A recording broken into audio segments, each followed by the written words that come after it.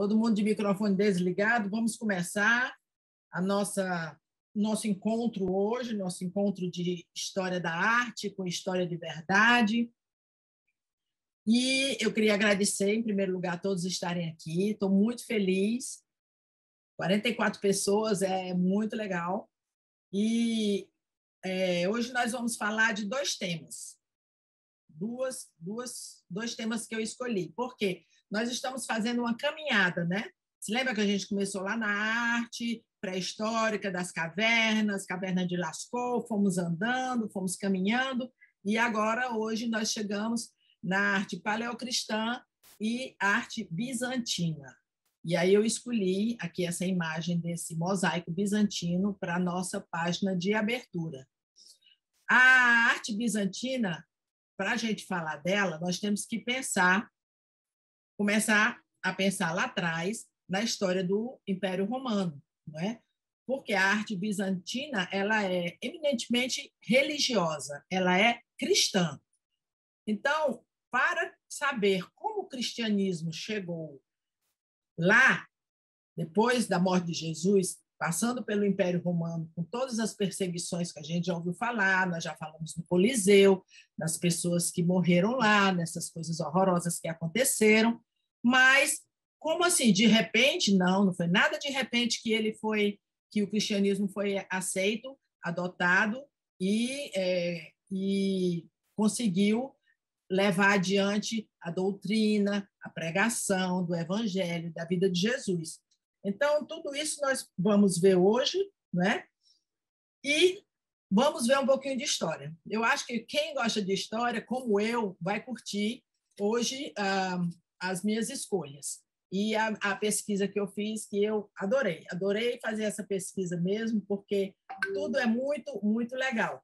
Eu quero falar do Constantino, do Edito de Milão, ou Edito ou Édito. Se eu falar Édito, está certo, porque muitos historiadores têm Édito, e tem também outros lugares, outros professores que eu já ouvi falar Edito, então está tudo certo. E também eu vou falar do Teodósio, né? Esses assuntos todos que estão intimamente ligados às artes cristãs, tá bom? Então, eu quero começar falando do meu primeiro slide, que vai ser o Diocleciano. Diocleciano foi um imperador, né? Ele governou entre 284 a 385.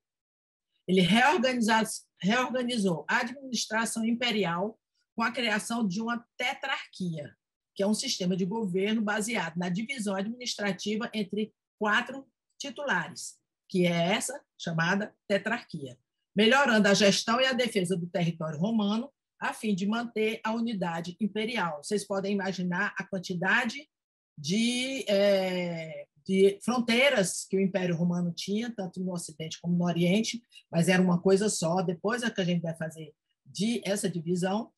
Então, eram fronteiras absurdas, enormes. E, por causa disso, obviamente, a administração ficava muito complicada, né? Sendo assim, eles resolveram, alguns dividir, como Diocleciano, em 4, uma tetrarquia, e outros, mais adiante, depois dele, dividiram em Oriente e Ocidente. Tá? Diocleciano, apesar de ter sido um excelente administrador, ele foi um terrível perseguidor dos cristãos que não conheciam a divindade do imperador, não reconheciam. Os cristãos não queriam, não admitiam jamais. Se eles eram tementes a Deus, se eles eram seguidores de Jesus Cristo, como eles poderiam acreditar num homem, um imperador, como divino, como a imagem de um Deus na Terra? O Deus na Terra só tinha Jesus Cristo, né? Esse foi o grande problema dele.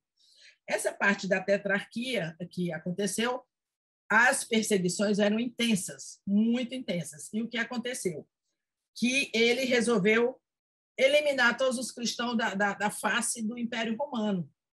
Todos. Não só os cristãos, como todas as outras religiões. Não vamos esquecer que nós estamos muito próximos do Oriente, nós estamos próximos da Pérsia, da Síria, né? Antioquia, Egito. E ele não admitia nada disso. Vocês devem ter ouvido falar no maniqueísmo. Nessa época, o maniqueísmo também estava instalado no Império Romano mais na parte oriental. E ele varreu. O maniqueísmo é uma doutrina, é uma religião criada por um teólogo egípcio de Alexandria, e o nome dele era Mani, ou outros nomes também, Maniqueu, né? E também ele, dançou, foi embora todo mundo. E aí ele começou uma terrível perseguição aos cristãos. Aqui eu escolhi essa obra, que deve ser uma obra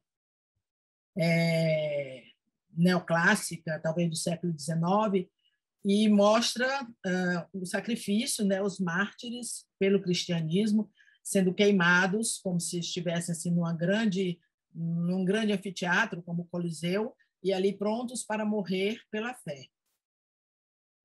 Aqui essa obra que eu encontrei foi um ritual fúnebre cristão numa catacumba. Mais adiante nós vamos falar nas catacumbas. O corpo de um mártir está prestes a ser colocado em seu lóculo. Lóculo é exatamente essa gaveta que a gente hoje em dia chama de gaveta, mas ele é um lóculo escavado na parede enquanto a congregação participa do serviço religioso. Essa é uma peça de Jules Eugène Leneveu, atualmente no Museu d'Orsay, em Paris. E esse é do século XIX, 1855. Bom, e vocês têm uma ideia do que é. Para ver aqui, prestem atenção, que tem 3 pessoas, ou seja, 3 falecidos, 3 corpos, com auréolas. Eles eram mártires, então eles já estavam como que santificados, né? Esse idoso que está no chão, a moça que está sendo carregada e um que já está lá dentro do lóculo.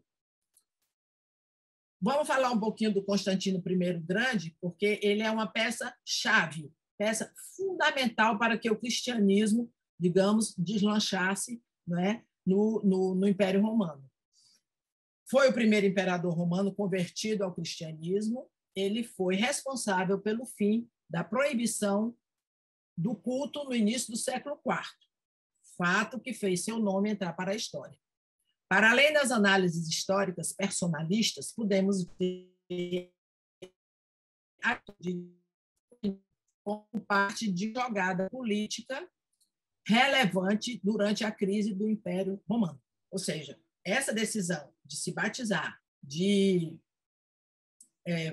fazer história, estou falando isso entre aspas, admitindo, ou seja, dando liberdade de culto, ainda era só liberdade de culto, mas já era tudo, não é? Para os cristãos não precisarem mais fazer reunião dentro de catacumbas, nem estarem sendo sacrificados, imolados, mártires, bárbara e estupidamente. Então, essa atitude de Constantino foi fundamental. Aqui, 2 obras. Esse aqui é a cabeça de Constantino, está lá no Museu Capitolino, lá em Roma, lá em cima, no Capitólio. E aqui, essa de baixo, é uma imagem ainda da Igreja Ortodoxa. A gente vê nitidamente todos os traços de uma igreja ortodoxa, da fé ortodoxa, e como eles se manifestavam. Então, vamos nós. Próximo. Agora, eu vou voltar. Não, vou voltar um pouquinho, que eu gosto de ficar olhando para a cara do Constantino. Vamos lá. Constantino, ele se achava no direito, já que ele estava sendo batizado, de ter um relacionamento íntimo na igreja, né? E ele se autoproclamava o bispo dos bispos. Porém, para quem foi educado para ser um líder, era muito difícil ele ter essa ideia de servo dos servos, o servo de todos, né? Então, ele simplesmente acabou com a perseguição aos cristãos, que, como eu falei, foi uma coisa muito interessante, muito importante, né? E o que se dizia dessa conversão de Constantino? Isso era um ato de Deus pela liberação da igreja. Isso foi como quase considerado um milagre. A construção da teologia era ou seria favorável ao Império Romano, não é? Dizem que Constantino amava o cristianismo, mas ele não se envolveu pessoalmente, né? Tanto que ele já foi batizado no final da vida. Ele programa a construção da primeira catedral de São Pedro, em Roma, não a que nós vemos atualmente, que essa já é medieval. E a obra, os modelos que ele escolheu foram modelos romanos de arquitetura. ele fez a mudança da capital do Império, de Roma para a cidade de Bizâncio. Bizâncio era o primeiro nome daquela cidade, que hoje a gente sabe que está na Turquia, e ele mudou para Constantinopla, ou seja, uma auto-homenagem, né? E ali ele via a possibilidade de torná-la centro do império. Ela estava no Mediterrâneo, ela tinha aquele caminho que entrava para o Oriente, para a Síria, para a Pérsia, né? Ao mesmo tempo ele tinha um acesso para a costa da Itália, para Veneza, né? Para toda aquela área do Mediterrâneo. Então, era muito, muito interessante ter Constantinopla como a capital do império, né? Na parte de arte, o que a gente pode dizer? Eles incorporaram alguns elementos do culto pagão, né? Claro, eles usaram incenso, eles usaram altares, eles usaram imagens, tudo isso vinha do culto pagão. Bom, o que aconteceu? Tudo foi lindo, maravilhoso? Nem sempre, né? O que aconteceu? Os pobres, na época do início dos primeiros tempos do cristianismo antigo, os pobres eles eram a grande maioria no meio cristão, né? E após a conversão do imperador, as elites começaram a se chegar, né? Se fazer presente e tudo, vieram riquezas, as riquezas eram vistas como bênçãos divinas, né? E era tudo muito visto com muitos bons olhos, né? Incenso, vestimentas ricas, os paramentos dos padres, tudo isso, né, tinha o poder de interferir muito na sociedade civil, né? A relação é estreita com o imperador, muito estreita, o que fez? Alargou a porta. Vocês se lembram daquela passagem bíblica do Evangelho que Jesus disse que a porta era estreita. No caso aqui, a porta se alargou mesmo. O que aconteceu? Uma reação a essa teologia imperial. Um movimento dos monges. Nessa época, havia os monges no Oriente, né? E o que eles queriam? Um retorno à simplicidade, um retorno àquela vida de pobreza, uma vida mais espiritual, uma vida de trabalho, de oração, né? Mas com o tempo isso também foi se transformando no legalismo.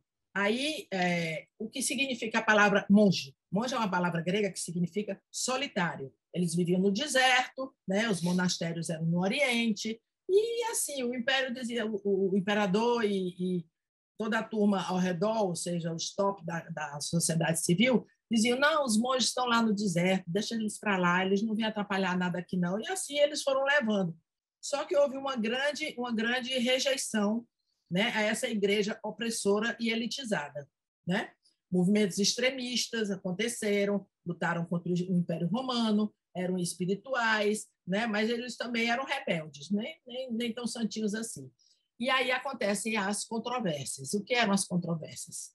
Controvérsias era exatamente o que a palavra está dizendo. Eles estavam contra, né, aquelas regras criadas pelo Império. O Império extremamente dentro da vida da igreja, né? E aí essas controvérsias, os donatistas, mas a mais importante controvérsia qual foi? Foi a dos arianos. O monge Ário, um teólogo egípcio da cidade de Alexandria, ele tinha uma ideia que Jesus era um ser muito elevado, porém ele não poderia ser divinizado como Deus Pai. Aí a confusão se instalou. Para resolver essa controvérsia ariana, o que fizeram? Constantino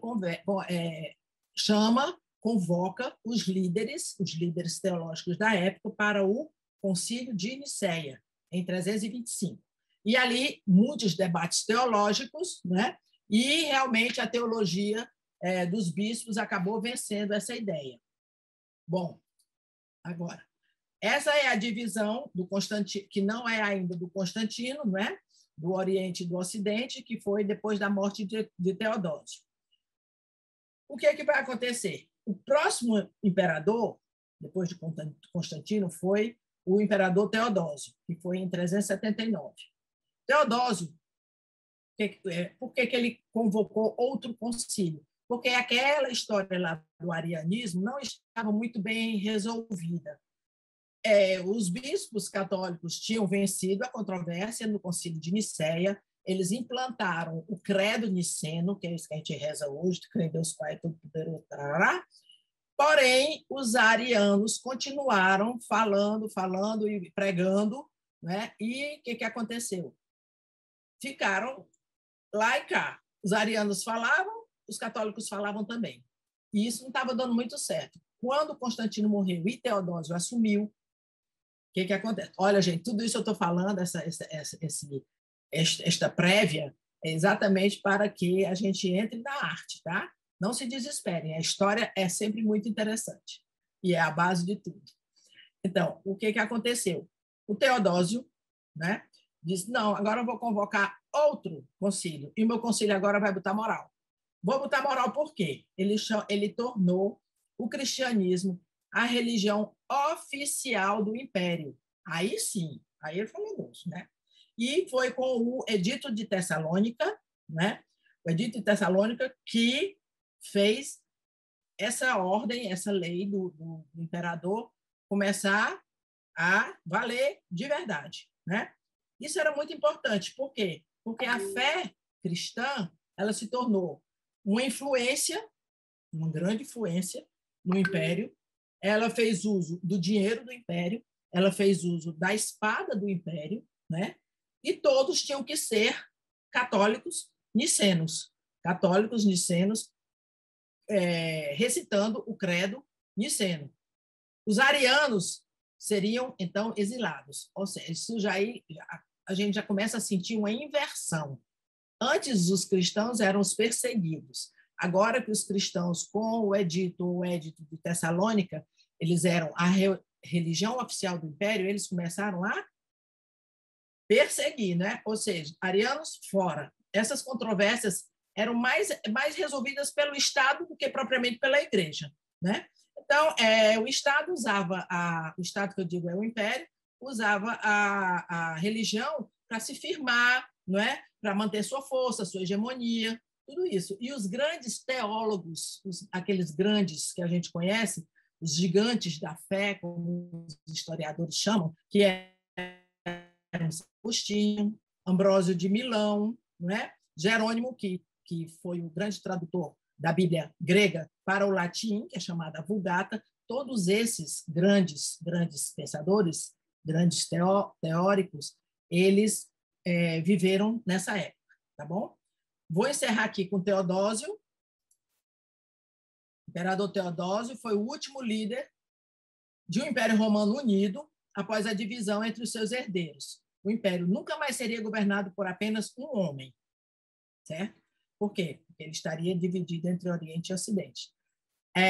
Seu reinado é conhecido principalmente pelo Edito de Tessalônica, aquele que instituiu o cristianismo como religião oficial do império. Aqui tem à esquerda tem um mosaico, que lá de Ravenna, com certeza, e aqui embaixo tem uma moeda, né, com a efígie do Teodósio. Agora, para terminar os imperadores, que depois eu vou olhar o bate-papo, vamos falar um pouquinho do imperador Justiniano, considerado o maior imperador do Império Bizantino, ou o último grande imperador romano. Ele reconstruiu a Basílica de Santa Sofia após um grande incêndio. Eu vou apagar aqui, eu vou usar aqui a minha borrachinha rapidamente, porque de vez em quando acontece assim, as pessoas sem querer fazem uns desenhos assim meio psicodélicos na minha tela, mas agora deu tudo certo.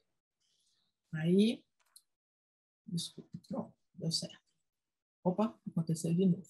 Eu acho que são as pessoas que usam o dedinho na tela do telefone para aumentar e tal, aí acaba vindo para cá. Tá bom?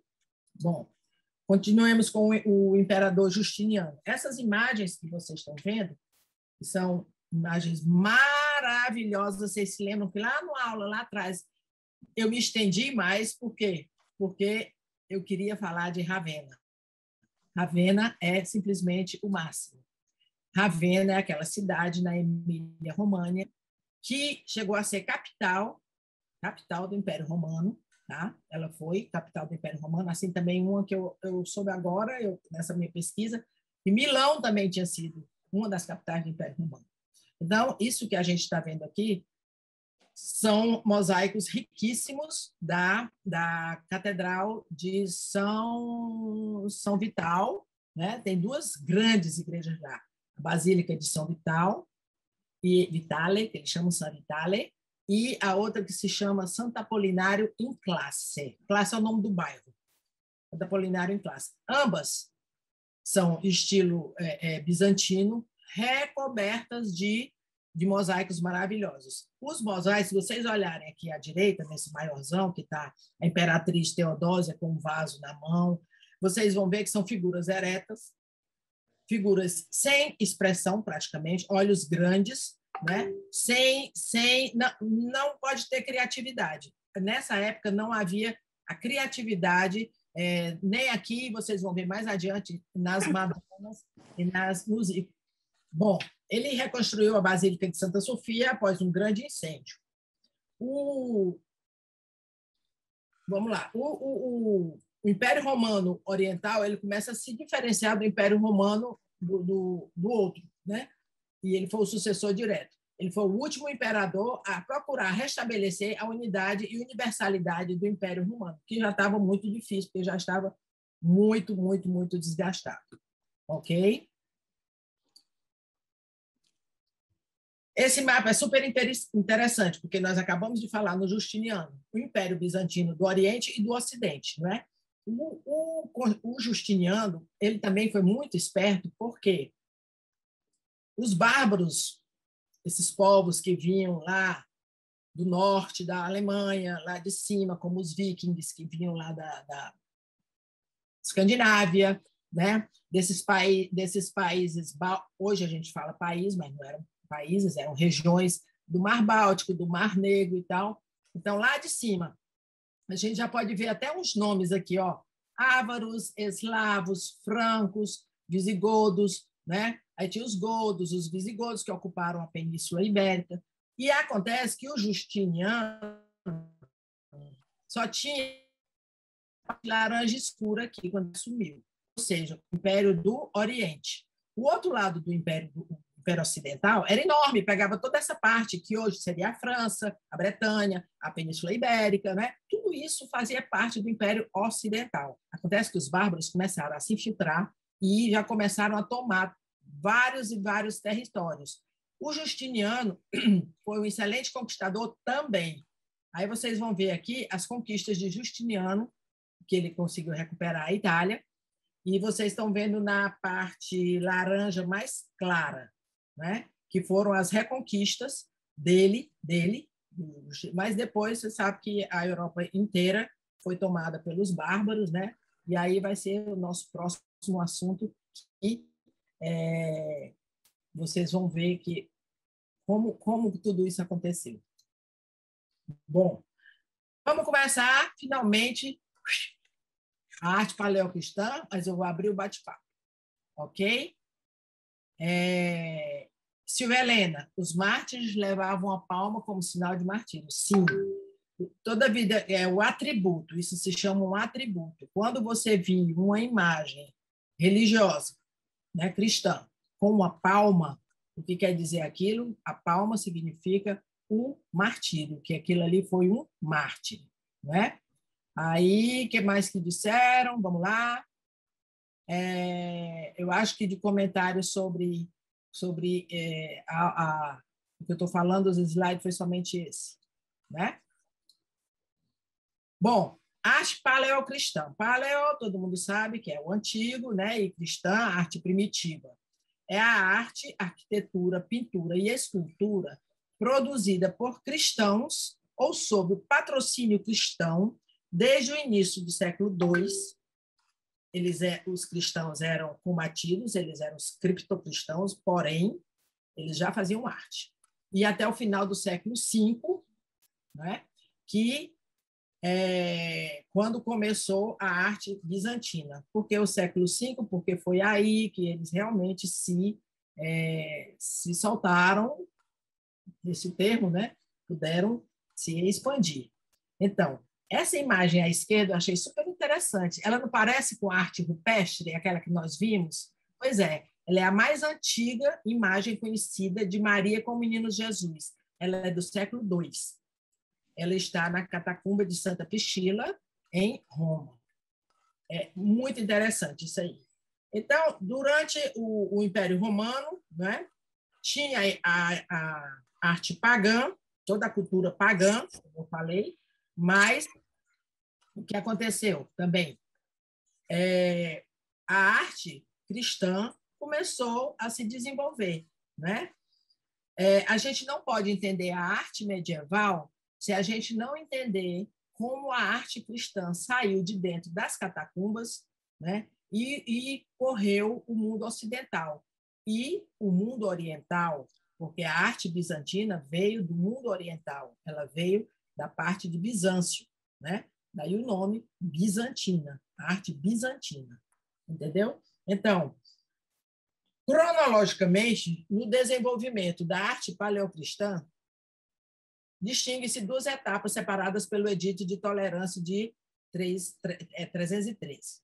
Deve-se notar, porém, que a segunda parte termina com a destruição do Império Romano do Ocidente em 476, pois, tanto no Oriente, que se difunde com as normas iniciais do mundo bizantino, como no Ocidente, onde coexiste com a arte dos povos bárbaros, isso é importante, a arte paleocristã persiste como tal até o início do século VII. Nós vamos falar lá adiante, quando os bárbaros saquearam Roma, e que tem uma data bem precisa, que é considerada a data certa da queda do Império Romano do Ocidente. O Império Romano do Oriente sobreviveu por mais 1000 anos, que foi até a tomada de Constantinopla pelos turcos, né? Pelos turcos otomanos. Mas isso a gente vai falar lá na frente, tá bom? Então, o Império Romano do Ocidente sofreu várias invasões, várias, principalmente dos povos bárbaros, como eu falei, não é? E ele, finalmente, em 476, totalmente dominado, não é?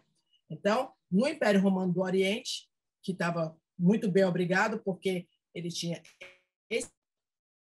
excelentes administradores e a capital era Constantinopla, a arte se desenvolveu, tudo continuou funcionando e a arte bizantina tomando conta, entendeu? Então, é isso aí. Muitas situações de crise aconteceram, porém, o Império Bizantino, o Império do Oriente, mantinha forte a defesa das suas fronteiras, pagava dinheiro que nem presta para os hunos não invadirem, para aquela turma que estava invadindo a Europa e conseguiu, a Europa que a gente fala hoje, né, a parte ocidental, não invadiu. E outra coisa também, Constantinopla, quem vai lá ainda vê que já está restaurada, toda cercada de muralhas, né? Todas cercadas de muralhas. E isso fez com que a cidade ficasse inexpugnável, a cidade sobreviveu. Roma caiu, Roma foi saqueada barbaramente, porém, né, a parte oriental sobreviveu. Essas imagens que eu escolhi, eu achei fantásticas. São das catacumbas, não é? O que elas surgiram a partir do século II, né? Eram cemitérios subterrâneos, mas também elas eram lugar de culto, de encontro. Já que não podia encontrar lá em cima na cidade, porque senão iam ser todos sacrificados, eles escavaram esses túneis enormes. Pra vocês terem uma ideia, a catacumba de Santa Domitila, em Roma, tem 15 quilômetros de extensão. Já pensou o que é 15 quilômetros? Metade da estrada daqui para o Cumbu. É incrível. 15 quilômetros desses corredores, impressionante. E aí depois eles faziam os lóculos, né, que são esses túmulos, essas escavações, esse buraco na parede, e fechavam, né? Isso era sem iluminação. Lá em cima, né, tinha outra parte que se chamava os lucernários. Lucer, de luz, né? Lucernários, que eram abertos para o exterior e que eles proporcionavam a luz e a ventilação que os andares de baixo não tinham. Essas pequenas câmeras se chamavam cubículo ou cripta. A gente sabe que em muitas catedrais, muitas igrejas grandes, até na Catedral Metropolitana de Nova York, de Fortaleza, temos uma cripta, né? Então, a cripta é aquela parte inferior, e aqui nessa foto, que o meu cursor está correndo, essa foto mostra uma cripta com um trono, digamos, né? onde eles se reuniam. Olha aqui, olha que linda a arte já nas paredes, a arte bizantina aqui já nas paredes, como se fosse um altar, né? Tudo muito, muito lindo. Aqui embaixo tem uma outra enorme, também aqui à direita, com vários corredores, entroncamentos aqui. E aqui à esquerda, que eu acho essas cores maravilhosas, já com afrescos, né? Afrescos, eu já expliquei da outra vez, são aquelas pinturas feitas ainda na argamassa fresca, argamassa meio úmida, né? Pode ser um gesso, pode ser uma argamassa, e ele é pintado ali em cima e depois, quando ela seca, ela muda de cor. Então, todo mundo reverencia muito o pintor de afresco, porque ele tem que imaginar como é que aquela cor vai ficar depois que secar. Não é interessante? Pois é, então essas catacumbas, vocês estão vendo, umas são mais ricas, mais decoradas, mais, entre aspas, modernas, outras já estão mais estragadas. Essa aqui de baixo, essa foto bem grande, vocês veem que tem umas pinturas na parede, né? Que ainda são mais ou menos restauradas. Então, essas partes, essa outra coisa que também tem um nome aqui, que é interessante, são os corredores, que se chamam ambulacre. Ambulacre. Ambulatório, deambulatório, né? Deambulatório, aquela parte das igrejas grandes que a gente passa por trás do altar, aquela parte se chama deambulatório. Olha os arquitetos aí pensando lá nas cadeiras da faculdade, né? Essas partes são bem interessantes.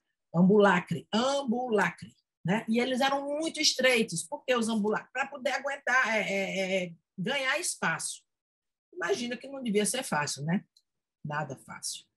Olha aí, a arte paleocristã não representa a dissolução da arte romana, mas a implantação de novos critérios que fundamentam um novo período histórico. Qual seria esse novo período histórico? Exatamente a parte onde o cristianismo se mostra, onde a arte cristã, onde a arte religiosa vai se mostrar. Vocês viram aqui essa imagem? Olha aqui, olha essa da esquerda, que interessante. Esse detalhe aqui. Você se lembra daquela passagem do Evangelho que ele pega na fímbria do manto de Jesus e eu serei curada? Olha a representação dela aqui nessa parede. Aqui. E aqui foi aberto, né, esse espaço para, com certeza, tirar a ossada que estava aqui dentro. E aí danificaram muito a pintura, o afresco que está aí. Nos primeiros séculos, há poucas esculturas e estátuas, uma vez que elas eram mais difíceis de confeccionar e custavam muito caro, mais caro, né? Material, mármore, argila e tudo. No entanto, a partir do século III, surgem diversos exemplos do seu uso pelos fiéis. Olha que linda, essa daqui deve ser uma parede de uma igreja, né? E aqui, essa do Bom Pastor, que é a clássica do Bom Pastor. Então, a arte bizantina diz respeito à arte de caráter eminentemente religioso, que foi produzida no Império Bizantino, a leste do Império Romano, após sua divisão em 395.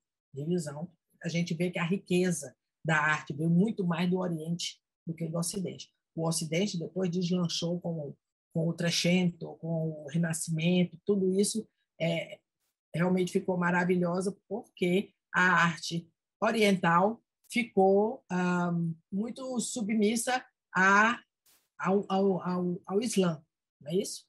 Bom, o que a gente vai ver de super interessante aqui? Na arquitetura, na pintura, né? Na pintura, os ícones, as miniaturas e os afrescos, que eu acabei de falar, mas daqui a pouco eu vou falar nos ícones e vocês vão ver uma coisa super interessante que eu aprendi na minha viagem para a Rússia. Aqui, expressões artísticas da arte paleocristã.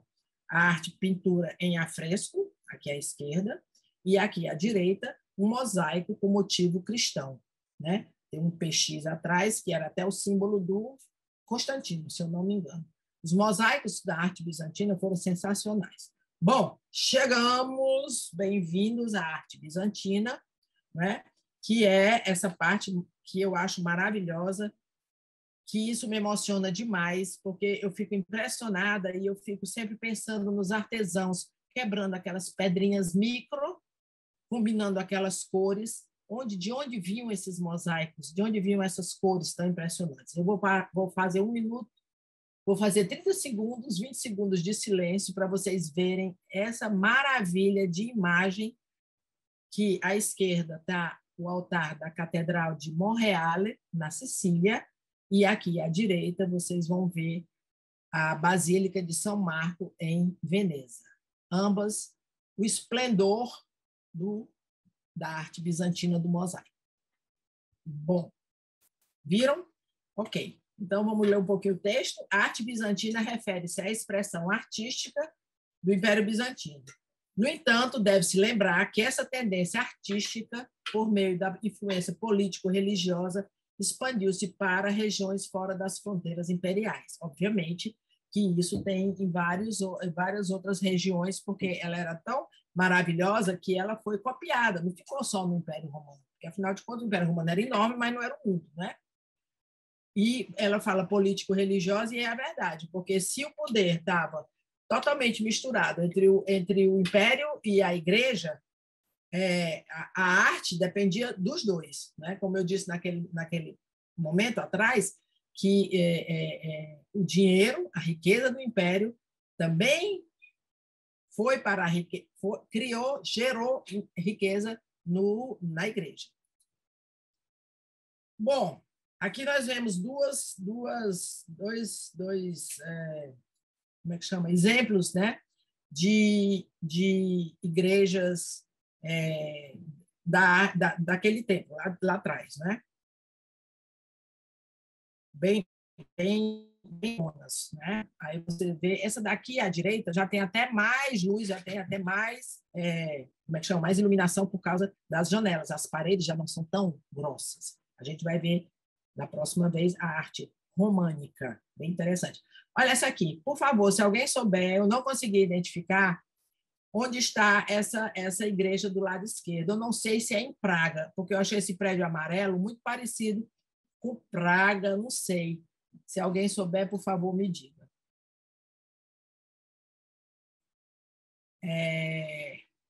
Vamos ver se tem. Eu acho que vocês estão falando muito pouco no bate-papo. Por favor. Tem 2 pessoas com a mão levantada. Tem pessoas com a mão levantada. Por favor, se foi por engano, não tem problema. Mas se quiser falar, liga o microfone e fale, por favor. Eu estou esperando. A gente não sabe quem levantou a mãozinha? Eu acho que não foi a Patrícia. Não? Bom, oi, tia. Estou prestando atenção. Ah, está prestando atenção. Ótimo. Então, vamos lá. Vamos lá. A Basílica de São Marcos, em Veneza. Essa basílica é uma coisa tão fantástica, tão maravilhosa, tão tudo, que a gente, quando entra aqui, se esquece do mundo. Porque é tanta coisa para ver, é tão maravilhosa, que são tantos detalhes, por isso que eu digo que eu fico muito pasma, muito emocionada quando eu vejo esses mosaicos, essa imensidão de mosaico, uma coisa tão pequena, porque se você pensar que você, com uma pincelada, algumas pinceladas, você cria uma obra pictórica, e você pensar no que, como você cria uma obra de mosaico, principalmente numa extensão absurda dessa, é da gente arrepiar. Essa foi a primeira igreja construída no edifício temporário no Palácio dos Doges. Ela foi construída em 828. 828, olhe bem como ela foi antiga. E quando os mercadores venezianos adquiriram de Alexandria as supostas relíquias de São Marcos. Supostas relíquias de São Marcos. Então, os mercadores, vocês sabiam que havia um grande fluxo de mercadorias e de comércio entre Veneza, né, e o Oriente Próximo, ali, aquela parte toda do Mediterrâneo.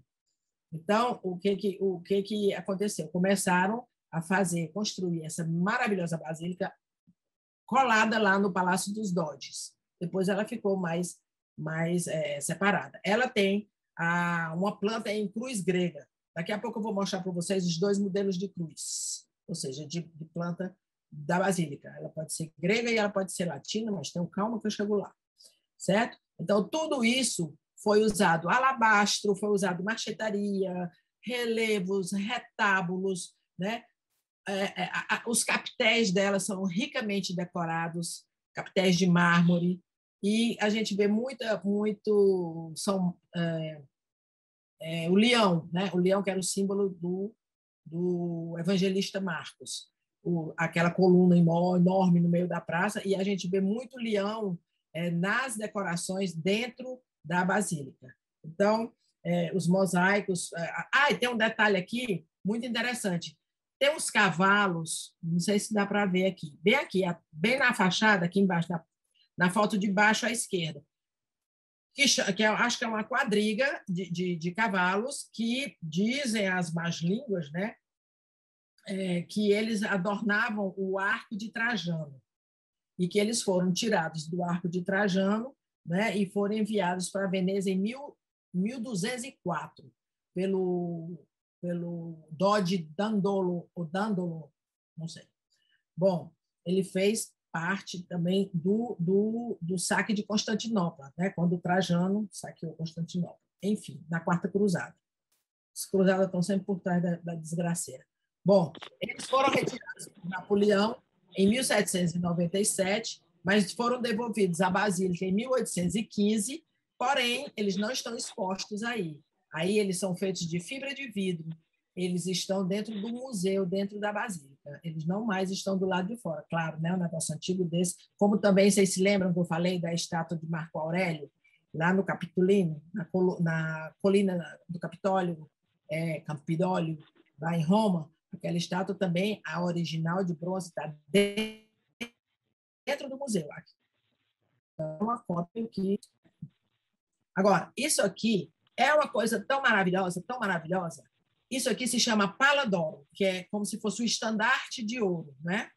É considerado um dos objetos mais valiosos do mundo. Ela não fica exposta o ano todo, sempre. Eu tive muita sorte de ir num evento na Basílica e eles levantaram a cortina e eu pude ver essa maravilha com meus olhinhos.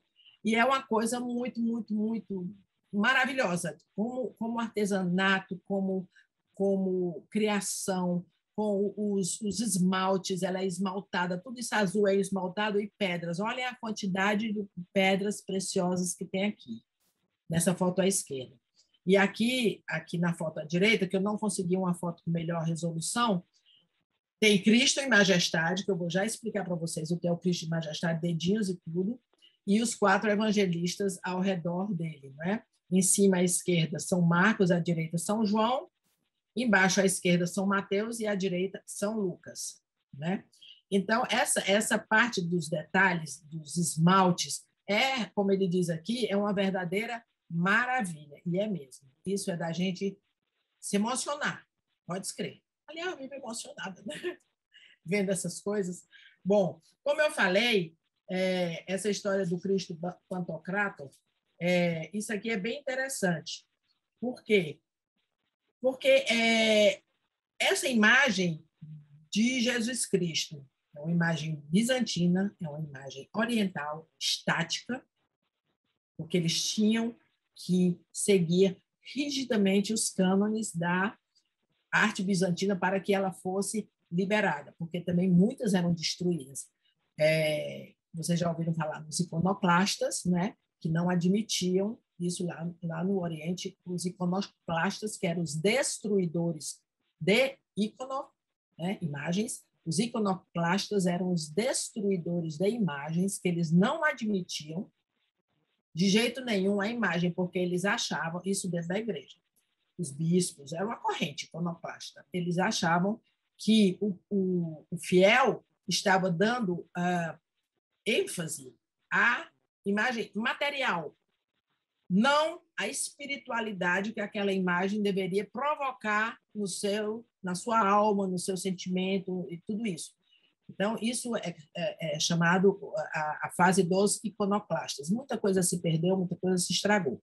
Porém, com essas regras, aconteceu o quê? Surgiu o Cristo Pantocrator, que é o Jesus todo-poderoso. Pan, que é todo, né? Krator, kreiten, que é uma palavra grega, que quer dizer dominação, poder, né?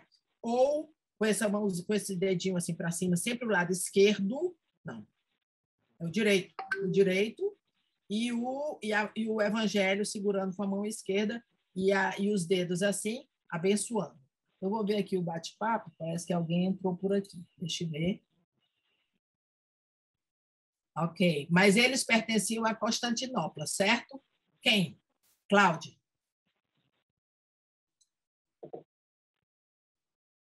Os cavalos? Não sei. Eu acho que eram os cavalos que eles roubaram lá na Quarta Cruzada, que ela está falando. A Quarta Cruzada tirou lá de Constantinopla, botaram lá em cima do Arco do Trajano e depois foi lá para São Marcos. Olha aqui, esse anagrama, o anagrama do nome de Cristo. Vocês estão vendo? O anagrama do nome de Cristo. Cristo Pantocrator. Tem sempre o evangelho na sua mão esquerda e com a mão direita ele abençoa. E se vocês olharem aqui, essa imagem embaixo, olha, tem as letras, tá vendo? O I, o C, o X e o C, que são letras gregas, né? ICXC, que é o anagrama do nome de Cristo, né? Em grego, Christos, né? Christos, que é o abençoado, o iluminado, algo assim, é um título, não é? Ele não foi batizado com o nome de Christos, ele adquiriu esse nome. Isso aqui eu achei tão interessante, tão interessante. Gente, vocês pensaram que isso foi feito, sei lá, no século II, alguma coisa assim, no século III. Esse símbolo, eu acho que os designers de hoje, com todos os recursos, jamais iam pensar numa imagem tão sintética, não é? Como são esses dois traços, esses dois arcos que se cruzam para formar o perfil do peixe, sendo o peixe um dos símbolos mais antigos do cristianismo. E dentro dele, e ele representa, dentro dele, e ele representa Jesus Cristo, Filho de Deus, Salvador. E eu vou tentar dizer isso, eu escutei lá, mas não sei se eu vou falar certo. Se alguém souber grego aí, me ajude. Jesus Christos, Theo, Ios, Soter. Então, a gente vê direitinho quais são as palavras, né? Jesus, Cristo, Deus, Theo, tudo que é Theo é Deus, Theo, Ios, Filho, Soter. Soter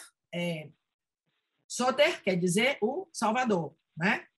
Soterologia, Sotero, até o baiano, eu sou soteropolitano, né? A capital da Bahia é Salvador, e quem nasce lá é um soteropolitano, e vem daí dessa palavra, Salvador, sotero. É interessante, não é? Bom, esse símbolo do peixe, ele é muito interessante e ele foi utilizado no cristianismo muito primitivo com essa expressão, o Cristo Salvador, né, a expressão no grego antigo, e foi um dos primeiros símbolos cristãos. Então, eles tinha muito disso lá nas catacumbas, depois que foi liberado, nas casas. Então, é uma coisa muito presente no cristianismo antigo. Mas a forma dele, essa modernidade, essa economia, né, de detalhes, isso é muito impressionante. Eu fico impressionada com essa visão, com essa criação. Bom, vamos lá. Arquitetura bizantina. A arquitetura bizantina, que nós vemos aqui dois modelinhos, né? O que nós vemos aqui? Temos uma igreja, talvez uma catedral, não sei, né? Muito interessante. E aqui, à direita, nós temos um que vocês vão reconhecer. Muita gente já viu isso aqui, já viu essa imagem, ou já esteve lá, eu só vi de longe, nunca cheguei lá. Porém, a gente tem que entender que a arte bizantina no Oriente, ela se desenvolveu de tal maneira, os artistas ficaram tão famosos, que até os muçulmanos convidaram esses arquitetos e artistas para construir as suas mesquitas. Isso aqui é a Mesquita da Rocha, né, que fica em Jerusalém. do lado de lá, do Muro das Lamentações, do Muro do Templo de Salomão, e ela foi construída por engenheiros, digamos, ou artesãos e artistas bizantinos, né? Incrível isso. E aqui do lado esquerdo, ela é uma igreja cristã. Bom, como eu ia falar naquela hora, as plantas das basílicas bizantinas, elas têm dois modelos, principalmente, dois modelos. Um modelo que é mais usado no Ocidente, que é o que a gente é mais comum de ver, que a Basílica de São Pedro e muitas outras, né, que a gente vê, essa cruz latina, né, que o cruzeiro, quando ele passa aqui, ele tem uma parte, o cruzeiro é menor e a nave é mais longa, e ele se encontra lá na frente, e lá na frente ele faz o transepto, né? Transepto, e o altar, por exemplo, da Basílica de São Pedro, onde o Papa celebra, só o Papa pode celebrar, ele fica exatamente aqui no cruzeiro, né? Nessa parte do transepto. A cruz grega, ela é mais antiga e foi utilizada, que vocês vão ver, na Basílica de Santa Sofia, Ágia Sofia. Por quê? Por causa das cúpulas. Ela tinha cúpulas muito pesadas, obviamente eram muito antigas, não existia tanta tecnologia para sustentar uma cúpula absurda daquela. Então, os arcos que sustentavam essas cúpulas, a partir do cruzeiro dele, eles eram muito mais curtos e muito mais robustos. Quando eu mostrar a parte interna da Catedral de Santa Sofia, vocês vão ver como interessante a estrutura de Santa Sofia, que é tão diferente da estrutura da Cruz Latina de São Pedro, de São Lourenço na Florença e São Giovanni Laterano, todas elas são de cruz latina. E aqui também, eu acho a nossa catedral a maioria. Olha, pronto, finalmente nós chegamos onde eu queria chegar, que é... vamos no chat. Olha, alguém falou aqui no chat. Vamos ao chat. As mesquitas da Teca está falando. As mesquitas da Turquia copiaram a estrutura da Ágia Sofia, uma base cilíndrica coroado por uma cúpula maior. Exatamente. Tequinha. É isso aqui que a gente vai ver. Ui, passei, desculpe. A gente vai ver agora a Ágia Sofia, né? Ágia é uma palavra grega que significa santo, divino, sagrado, né? E Sofia, a sabedoria. Então, ela era a igreja da Santa Sabedoria, né? Vão olhando aí enquanto eu vou tomar minha água, tá? A geografia contava as histórias dos santos. Exatamente, a geografia. A geografia, eu tenho um livro aqui de a geografia que tem cada página tem um santo. E exatamente, né, esse nome. Em inglês é a mesma A geologia. Tudo.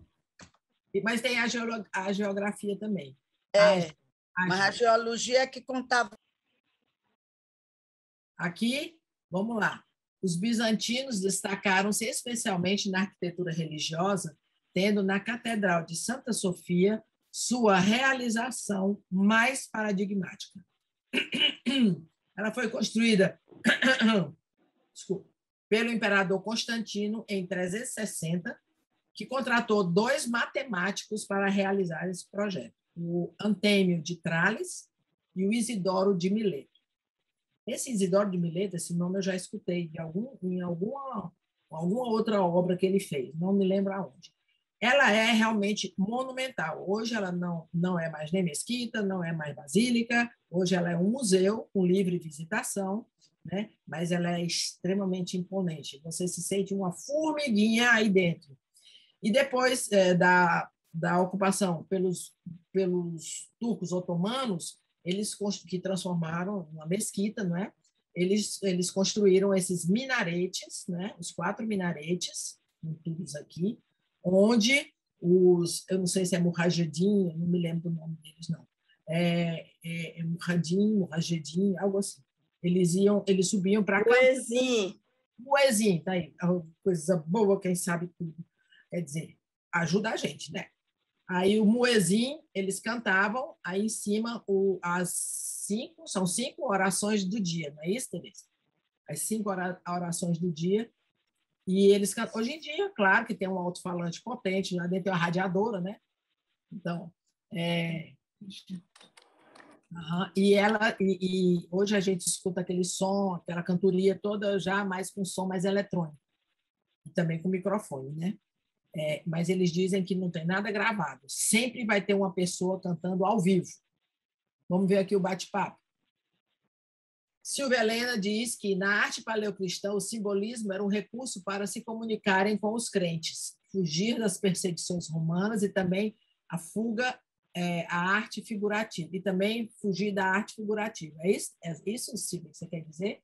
Tereza, as cúpulas menores circundando a cúpula maior davam uma ideia do império que abraçava uma multitude de grupos étnicos e religiosos no Império Romano.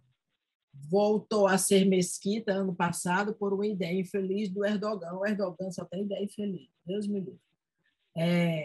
Mas ela passou muito tempo sendo museu, com livre visitação. Né? A mesquita azul, não. A outra, a gigante, a azul, ela é mesquita mesmo. Ali ninguém entra, não. Só tem que lavar entra, né? Mas tem que lavar os pés. As mulheres são mais quando dá aquele ritual. Mas ela aqui, a Hagia Sophia, tem uns dados muito interessantes, muito, muito interessantes. Ela sofreu um grande incêndio enorme e ela foi a primeira, lá atrás, ela foi construída pelo Constantino. Né? Depois teve um incêndio horrível e tudo mais, e no reinado de Justiniano, poucos meses depois do incêndio, como muitas pessoas, o Justiniano começou a reconstrução da Hagia Sophia. Né? Aí o piso todo de mármores raros, muitas pedras, muito tudo, muito mármores raros, maravilhosos. O piso dela é realmente muito lindo. A área dela é de 20 mil metros quadrados. 20 mil metros quadrados. Olha lá. A cúpula tem 31 metros de diâmetro. Eles têm essa associação com a abóbada celeste, né? Ou seja, o poder absoluto. Poder absoluto que você olha para cima, aquela monstruosidade de abóbada celeste, que os bizantinos eram mestres na construção de abóbadas. Ok, ela tem 31 metros de diâmetro e tem 54 metros de altura. O tambor é isso aqui, olha, abaixo da cúpula. Lá na Santa Maria de Fiore, quando a gente viu, lembra que lá também tinha esse tambor? Obviamente em menor escala. O tambor tem 40 janelas que representam os 40 dias de Jesus no deserto. Interessante, né? E eles são sustentados por 4 colunas de mármore com 12 metros de altura cada um. 12 metros de altura cada um. Ela foi transformada em mesquita após a invasão dos turcos otomanos, né? Que saquearam tudo, levaram mármore, levaram um monte de coisa e, finalmente, né, em 1453, eles detonaram o Império do Oriente. Né? Os turcos rasparam os mosaicos. Você pode imaginar um negócio desse, aqueles mosaicos maravilhosos. Os turcos rasparam os mosaicos e sobraram muito poucos. Os turcos também eles foram muito cruéis quando eles invadiram a Grécia. Realmente, eles detonaram o Pártenon, né? Aquela estátua maravilhosa da deusa Atena, que era toda coberta de marfim, de ouro, foi toda detonada e foi na invasão turca. Entendeu? Então, o turco ele era um invasor não muito friendly, absolutamente. Bom, olha aí o interior da Santa Sofia, como ela é imponente. Olha o tamanho, a relação do tamanho de uma pessoa para a altura das paredes e para a altura da cúpula dela. É impressionante, né? Olha aí. 31 metros apoiado em 4 arcos plenos. Essa técnica permite uma cúpula extremamente elevada a ponto de sugerir, por associação à abóbada celeste, aquilo que eu falei, né? Sentimentos de universalidade e poder absoluto. Apresenta pinturas nas paredes, colunas com capitel ricamente decorados com mosaicos e chão de mármore polido.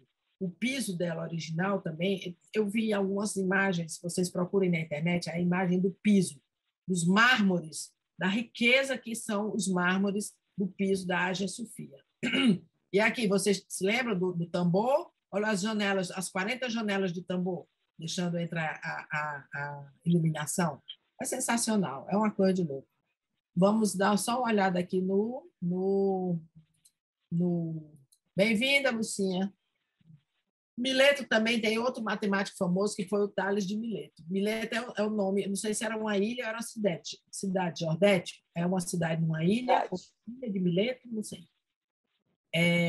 A Ana Ambrósio é simplesmente exuberante, e a Teresa diz que os católicos da Quarta Cruzada destruíram muito mais Constantinopla do que os otomanos.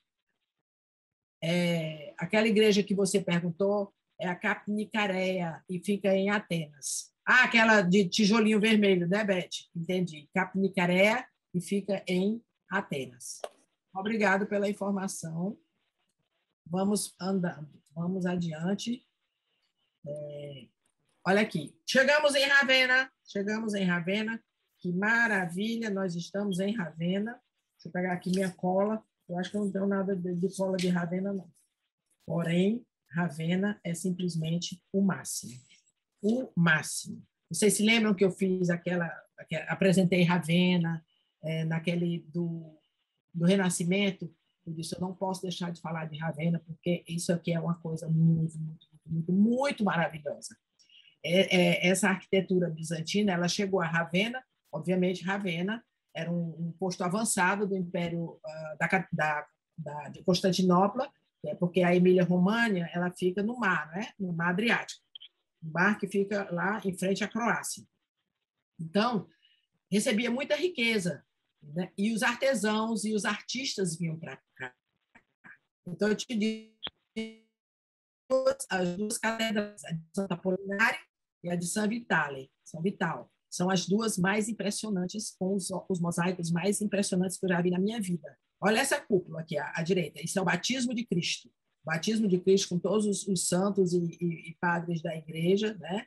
Que são a patrística, né? Aqueles que escreveram os grandes tratados e combateram as grandes heresias e tudo mais. Aqui embaixo temos a imperatriz Teodora, né? E o seu séquito, né? Todos aquela que eu falei, figuras muito bem obedientes, todo mundo muito, mas você vê a riqueza da vestimenta e tudo isso em mosaicos milimétricos. Isso é que é incrível. Então, fica aí a dica. Quem for para a Itália, não deixe de ir a Ravenna. Jamais vão se arrepender, porque é uma viagem inesquecível. Bom, chegamos nos ícones. Pintura bizantina, os ícones feitos com têmpera. Têmpera, vocês sabem,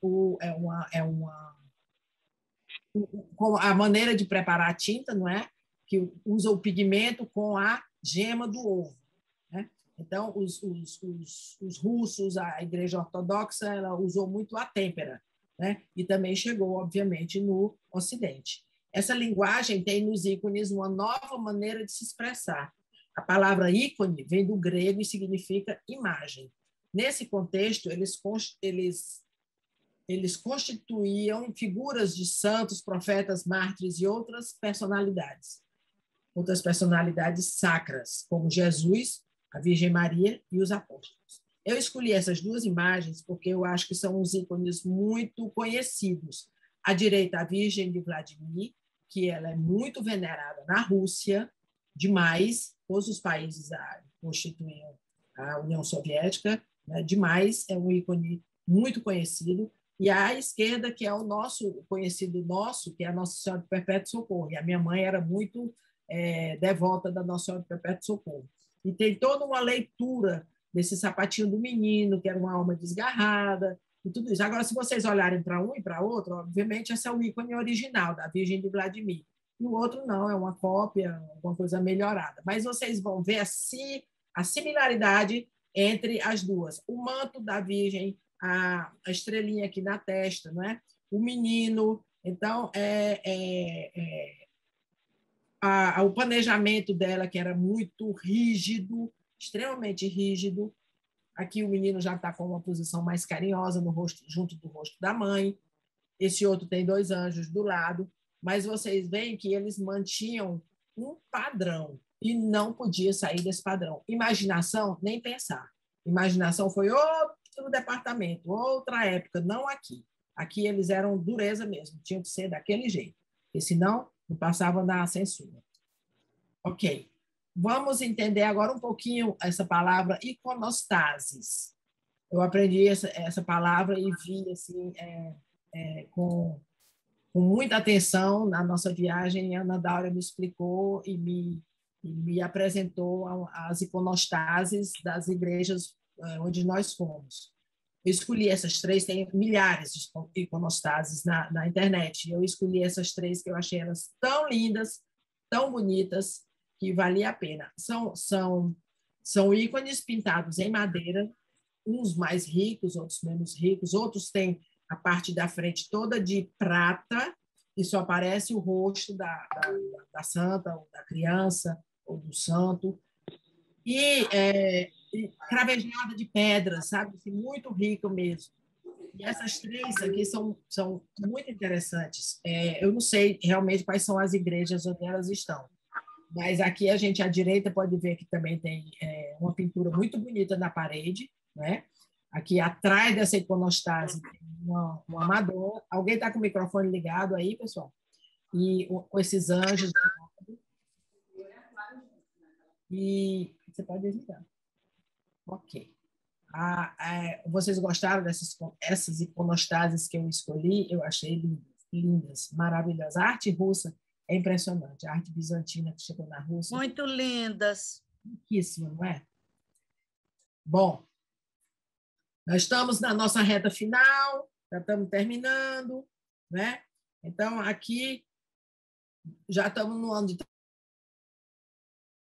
95, uma série de invasões de povos vindos do norte da Alemanha, da região da Escandinávia e do leste europeu, também dos países bálticos, né, que eles falam sempre nos países, nas regiões do Báltico, não países. Esses povos invasores eram chamados de bárbaros, palavra que deriva do romano barbaroi, que significa estrangeiro. Eram todos aqueles que não falavam a língua do império, né, o latim ou o grego, não falavam, e os hábitos e os costumes e a cultura eram completamente diferentes, né? Os saques causaram devastação no território romano e enfraqueceram o império. A influência dos povos bárbaros, com seus próprios traços culturais, isso é importante, deu origem a uma arte completamente diferente, que assentaria as bases para a arte europeia do século VIII e IX, que seria o quê? O estilo românico. O estilo românico, nós vamos ver no próximo encontro, e aqui eu peguei essas 2 igrejas de estilo românico, são igrejas maciças, né? Paredes muito grossas, porque só com o gótico é que as paredes afinaram, né? E começou, então, a arte dos vitrais, a iluminação. Você vê que aqui, como tem pouca janela, pouca iluminação, praticamente a iluminação dentro era de tochas, era de fogo, né, de velas, porque é uma igreja muito maciça, demais. Paredes grossas, né, devia ser um frio desgraçado aí dentro. E a arte românica foi caminhando e com a chegada, né, dos godos, gótica, a novas descobertas arquitetônicas, cálculos matemáticos, foram sendo instalados nas diversas regiões da Europa, da Península Ibérica, mas principalmente o gótico foi na França, onde a gente vê as catedrais góticas mais bonitas, e na Inglaterra, na Bretanha também. Bom, a queda do Império Romano do Ocidente aconteceu por vários motivos, não foi só não foi uma coisinha assim da noite para o dia. Então, eu vou ler aqui. A queda do Império Romano do Ocidente também é considerada a queda da Idade Antiga. O tempo de sobrevivência do Império Romano do Oriente é chamado de Idade Média. E, como eu falei, ele sobreviveu mais 1000 anos à queda do Império do Ocidente, com as vítimas das invasões bárbaras. aqui nesse mapa que eu achei interessante, a gente vê todos esses povos que vieram, né? Quando você vê as regiões, você vê a Lombardia, que é o norte da Itália, e você sabe que foram os lombardos que se instalaram, os alamanos também se instalaram na Suíça. Você vê a Bretanha, né? Os anglo-saxões, bretões, né? Olha a região da Bretanha na França aqui, né? Invadida por quem? Pelos bretões, né? Aqui os saxões, que na ilha, né, da Grã-Bretanha, né? Aí tem os burgúndios, vocês se lembram da região da Borgonha, né? O Burgundy, que é essa tribo burgúndios, os ostrogodos, que pegaram toda a Itália, né? E aqui você vê o limite do Império Romano do Oriente, que permaneceu intacto, apesar de lutar muito para manter suas fronteiras, ele durou mais 1000 anos. E aqui, do lado da Península Ibérica, onde tem Portugal e Espanha, os suevos, né? Você vê a cidade de Braga, dentro do território dos suevos, né? O Rio Tejo e aqui os visigodos. O norte da África também foi todo tomado. Quando a gente lê a história de Santo Agostinho, ele fala exatamente na invasão dos vândalos, porque ele era o bispo de Hipona. Alguém me ajude? Hipona era na Líbia ou era na Líbia, não era? Era um daqueles países do norte da África, né? E olha que Cartago, que nem existe mais, foi ocupada pelos vândalos. Esse foi o mapa. Agora, vários fatores aconteceram, entre eles a invasão bárbara, para a queda, que eu estou dizendo, para a queda do Ocidente. Invasão bárbara, crises financeiras absurdas, crescimento do cristianismo, juntamente com as disputas internas pelo poder, a divisão em Oriente e Ocidente. A data aceita é de 4 de setembro de 476. Né? Foi o último imperador romano, foi Flávio Rômulo Augusto, último dos últimos. E ele foi derrotado por um comandante militar bárbaro chamado Odoacro, que foi aquele saque de Roma terrível. O Império Romano do Oriente durou de 330, lá atrás com Constantino, até 1453. 11 séculos. Ele caiu na invasão, por causa da invasão dos turcos otomanos em 1453. Vamos lá, vamos ver aqui o bate-papo rapidamente.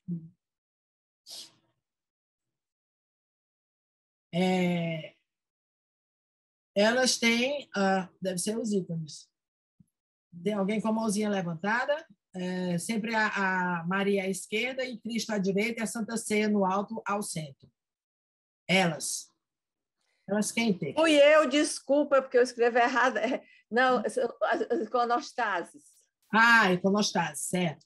Maria à esquerda, Cristo à direita e a Santa Ceia no alto ao centro. Essa é a estrutura, não é, da iconostase. E também todos os padres da igreja, todos aqueles que são muito importantes naquela região, naquela parte do mundo onde eles são. Eu ia mostrar a Virgem de Częstochowa lá na Polônia, mas aí não deu mais tempo de procurar uma imagem boa dela, que ela está lá na Cracóvia. Mas ela é também um ícone, não é? Alguém está com a mão levantada ainda? Quem tá Tem duas mãozinhas levantadas lá em cima. Vamos lá, quem é que está com a mãozinha levantada? Quer falar alguma coisa ou foi por acaso? Foi por engano? Bom, como eu sempre termino usando... Eu só diria que Hipona ficava na Argélia. Tá aí. Graça, né? Gracinha, é você? Eu mesmo. Eu conheço pela voz. Hipona, lá onde Santo Agostinho era bispo de Hipona era na Argélia. Muito bem, eu pensei que era ali na Líbia. Não esqueci o nome que eu ia dizer. Bom, gravem isso. Hipona é na Argélia, onde Santo Agostinho foi bispo, e ele morreu exatamente no período da invasão dos vândalos que ocuparam todo o norte da África. Essa frase eu escolhi, que é de James Whistler, que é um pintor americano, século XIX, se eu não me engano, século XIX, começo do século XX. E essa figura aqui ao lado foi alguém que pintou, mas a imagem é do James Whistler. né? A frase eu achei interessante. A arte deveria subsistir por si mesma e agradar ao senso artístico do olhar ou da audição, sem confundi-lo com emoções de todo alheias a ele. Eu achei muito interessante essa frase, parece assim um pouco complexa, mas se a gente for devagarzinho e pensar no senso artístico, realmente é uma coisa que a gente tem que se render, não é? À beleza, ao senso artístico e ao ouvir, porque aqui, quando ele fala em audição, a gente pensa logo numa sinfônica, né? Numa sinfonia, né? O olhar que vê tudo, não precisa ser... eu acho que até você olhar a natureza já é você admirar a obra de arte, né? A natureza, por si, já é a obra de arte, onde os artistas se inspiraram, pelo menos os artistas figurativos, né? Então, eu vou encerrar, e aqui está o meu muito obrigada, e aqui eu escolhi essa minha foto na Catedral de Monreale, na Sicília, que ela é totalmente coberta por mosaicos, exatamente porque a Sicília também sofreu uma grande influência da arte bizantina, tá? E atrás de mim é aquele Cristo Pantocrator, ou Cristo em Majestade, com o Evangelho numa mão, e o Ictus, o ICXC, se eu não me engano, que é o anagrama para a palavra Cristo, Christos, né? Na mão esquerda. Então, eu encerro com essa imagem, que foi uma visita sensacional, incrível. A Sicília é maravilhosa quando você mergulha na arte bizantina que eles deixaram por lá. Muito obrigada. Quero que abram os microfones, por favor, e vamos conversar um pouquinho.